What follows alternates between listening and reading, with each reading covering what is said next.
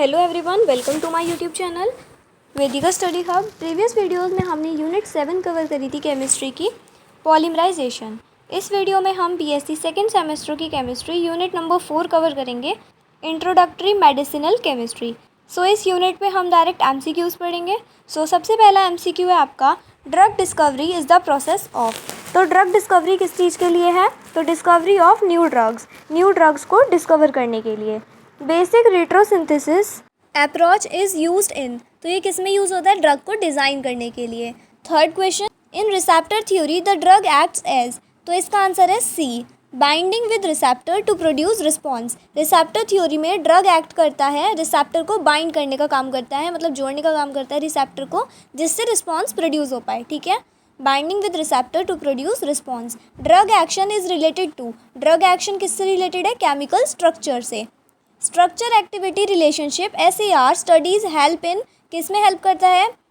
तो designing better drugs. ठीक है, स्ट्रक्चर एक्टिविटी रिलेशनशिप स्टडी, अगर हम स्ट्रक्चर एक्टिविटी रिलेशनशिप को पढ़ते हैं तो ये किस में हेल्प करता है? डिज़ाइनिंग बेटर ड्रग्स, जिससे हम बेटर ड्रग्स डिज़ाइन कर पाएँ। ठीक है, OH group in a drug molecule generally, तो इसका ऑप्शन होगा B, increases solubility and activity. जो OH ग्रुप है ड्रग मॉलिक्यूल में, वो जनरली सॉल्युबिलिटी को और एक्टिविटी को इंक्रीज करता है। और NH2 ग्रुप क्या करता है? तो NH2 ग्रुप भी इंक्रीज करता है सॉल्युबिलिटी एंड एक्टिविटी। ठीक है, OH ग्रुप भी एंड NH2 ग्रुप भी दोनों ही ड्रग मॉलिक्यूल में सॉल्युबिलिटी एंड एक्टिविटी को इंक्रीज करते हैं। Double bond in a molecule generally, double bond क्या करता है? इंक्रीज रिएक्टिविटी एंड एक्टिविटी, ये रिएक्टिविटी और एक्टिविटी को इंक्रीज करता है। Aromatic ring in drug molecule, aromatic ring क्या करता है? लिपोफिलिसिटी एंड एक्टिविटी को इंक्रीज करता है, लिपोफिलिसिटी एंड एक्टिविटी को इंक्रीज करता है। बायोआइसोस्टर्स are used in drug design to replace toxic groups, toxic group को रिप्लेस करने के लिए बायोस्टर्स को यूज़ किया जाता है इन ड्रग डिज़ाइनिंग। ठीक है, तो occupancy theory in drug action states that drug binds two receptors, ये ऊपर भी आया था, सेम MCQ है। ऑक्यूपेंसी थ्योरी क्या कहती है ड्रग एक्शन में? तो drug binds two receptor. Agonist is a drug which क्या करता है? Binds and produce response, bind करता है और रिस्पॉन्स प्रोड्यूस करता है, मतलब रिस्पॉन्स मतलब जवाब। ठीक है, जवाब देना। तो antagonist is a drug which, वो क्या करता है? Binds but blocks the response, bind होता है लेकिन वो रिस्पॉन्स को ब्लॉक कर देता है, मतलब आने नहीं देता। एगोनिस्ट है ड्रग तो वो रिस्पॉन्स आने देगा, अगर एंटागोनिस्ट है तो फिर वो रिस्पॉन्स नहीं आने देगा।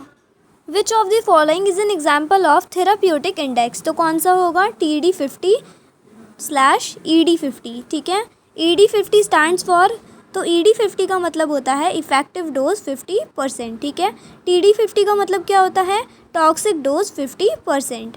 तो थेराप्यूटिक इंडेक्स में आपका क्या आ रहा था? टॉक्सिक अपॉन इफेक्टिव डोज, और दोनों का 50%। ठीक है, उसके बाद आपका आता है lead compound in drug design means. Lead compound in drug design का मतलब क्या होता है? तो इसका मतलब होता है potential compound for optimization. Question number 18, pro drug is, तो प्रो ड्रग क्या है? Inactive form converted to active in body. Drug potency depends on, drug potency किस पर डिपेंड करती है? तो ये एफिनिटी पर डिपेंड करती है रिसेप्टर के लिए। Which factor does not affect SAR, SAR को कौन सा फैक्टर अफेक्ट नहीं करता है? तो price. Question number 21, aspirin produce its analgesic effect by, तो option number A, inhibition of COX enzyme. Inhibition का मतलब होता है रोकना।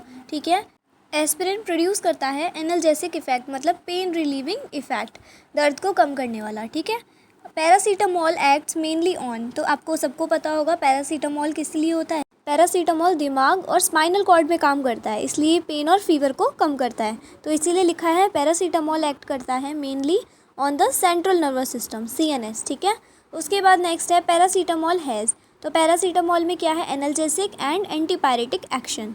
ठीक है, anti inflammatory action also. Analgesic मतलब पेन कम करना, एंटीपायरेटिक मतलब फीवर कम करना, पैरासीटामॉल दोनों काम करता है। ठीक है, तो paracetamol has analgesic and antipyretic action. Next है आपका anti inflammatory action of aspirin is due to, तो इसका आंसर होगा आपका COX inhibition. COX enzyme block होने से इन्फ्लेमेटरी केमिकल्स कम बनते हैं, इसलिए स्वेलिंग और इन्फ्लेमेशन कम होती है। ठीक है, नेक्स्ट है आपका क्लोरोएम्फेनिकॉल इनहिबिट्स, सो इसका आंसर होगा आपका 50S राइबोसोमल सब यूनिट। बैक्टीरिया को प्रोटीन बनाने के लिए राइबोसोम चाहिए, क्लोरोएम्फेनिकॉल 50S सब यूनिट को ब्लॉक करके प्रोटीन सिंथेसिस रोक देता है, ठीक है। तो इसीलिए इसका आंसर होगा 50S राइबोसोमल सब यूनिट। नेक्स्ट है आपका सल्फोनामाइड्स एक्ट बाय इनहिबिटिंग। सो आपका आंसर है फोलिक एसिड सिंथेसिस। सो जो बैक्टीरिया होता है, बैक्टीरिया को ग्रोथ के लिए फोलिक एसिड चाहिए। सल्फोनामाइड्स फोलिक एसिड बनाना रोक देती है, तो इसलिए सल्फोनामाइड एक्ट करती है by inhibiting folic acid synthesis. So next है आपका सल्फामिथॉक्सिजोल इनहिबिट्स डाइहाइड्रोप्टेरोएट सिंथेज। ये enzyme bacterial folic acid synthesis में इंपॉर्टेंट होता है। सल्फामिथॉक्सिजोल इसे ब्लॉक करता है, ठीक है। किसे ब्लॉक करता है? डाइहाइड्रोप्टेरोएट सिंथेज को, ठीक है। सो नेक्स्ट है sulfacetamide is mainly used for. So answer is eye infections. Sulfacetamide eye drops के रूप में आँखों में बैक्टीरियल इन्फेक्शन के ट्रीटमेंट में यूज़ होता है, ठीक है। सो नेक्स्ट है anti fungal drugs acts by. So answer is inhibiting ergosterol synthesis. Fungi की सेल मेम्ब्रेन में इर्गोस्टेरॉल होती है। एंटी फंगल ड्रग्स इर्गोस्टेरॉल बनाना रोक देती हैं, जिससे फंगस मर जाता है, ठीक है। सो नेक्स्ट है antiviral drugs act by. Answer है इनहिबिटिंग वायरल रेप्लिकेशन। वायरसेस अपनी कॉपीज़ बनाते हैं, एंटीवायरल ड्रग्स उनकी मल्टीप्लिकेशन को रोक देती हैं। सो next is phenobarbital produces its action by. So answer is enhancing GABA action. GABA एक इनहिबिटरी न्यूरोट्रांसमीटर है। phenobarbital GABA का इफेक्ट बढ़ाता है, जिससे ब्रेन काम हो जाता है। सो नेक्स्ट है phenobarbital belongs to. So answer is barbiturates.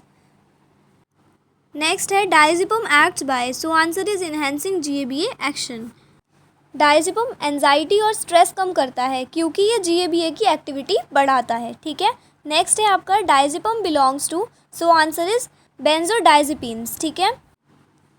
डायजेपम benzodiazepine group की एंटी एंजाइटी ड्रग है, ठीक है।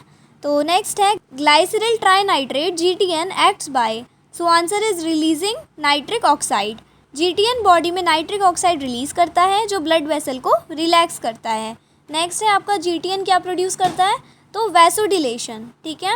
नेक्स्ट है आपका AZT ज़िडोव्यूडीन बोलते हैं। Answer is reverse transcriptase inhibitor. So next is AZT inhibits. So इसका आंसर होगा रिवर्स ट्रांसक्रिप्टेज। नेक्स्ट है ज़िडोव्यूडीन एक्ट्स बाय। सो इसका आंसर होगा A option, inhibiting HIV replication. And last है which of the following is not an antibiotic mechanism. तो option number A, inhibiting cell wall synthesis. So यहाँ पे MCQs complete होते हैं। नीचे आपके इंपॉर्टेंट की पॉइंट्स लिखे हुए हैं।